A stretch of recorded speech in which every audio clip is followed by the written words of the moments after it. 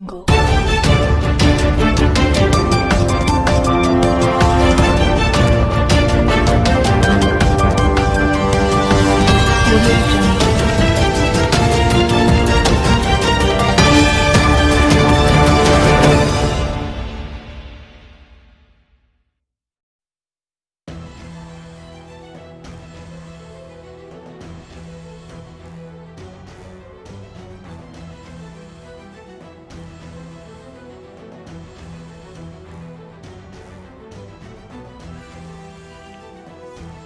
धरणांचा जिल्हा म्हणून ओळख असणाऱ्या सातारा जिल्ह्यातील कोयना धरणग्रस्तांनी आपल्या मागण्यांसाठी तब्बल 60 वर्ष एवढा प्रदीर्घ लढा देऊनही धरणग्रस्त विस्थापितांचा वनवास संपत नसल्याचे दिसून येते।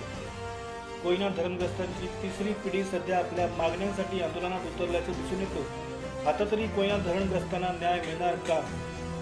8 जून पासून 10,000 लोक आपापल्या घराबाहेर बसून आंदोलन करीत आहेत। सातारा, सांगली, रत्नागिरी, ठाणे, रायगड, पालघर, सोलापूर जिल्ह्यात विस्थापित झालेली 100 पेक्षा अधिक गावं या आंदोलनात सहभागी झाले आहे। बुधवारी 10 जून रोजी जिल्हा प्रशासनाबरोबर बैठक निष्फळ झाल्याने 12 जून रोजी धरणग्रस्तांनी आत्मक्लेश आंदोलन केले, तर यापुढे आंदोलन तीव्र करत शनिवार दिनांक 13 जून पासून एक वेळ अन्नत्याग सुरू केला आहे। श्रमिक मुक्ती दलाचे डॉक्टर भारत पाटणकर म्हणाले, राज्य सरकारने धरणग्रस्तांच्या मागणीच्या संदर्भात तात्काळ निर्देश देत अंमलबजावणी करावी।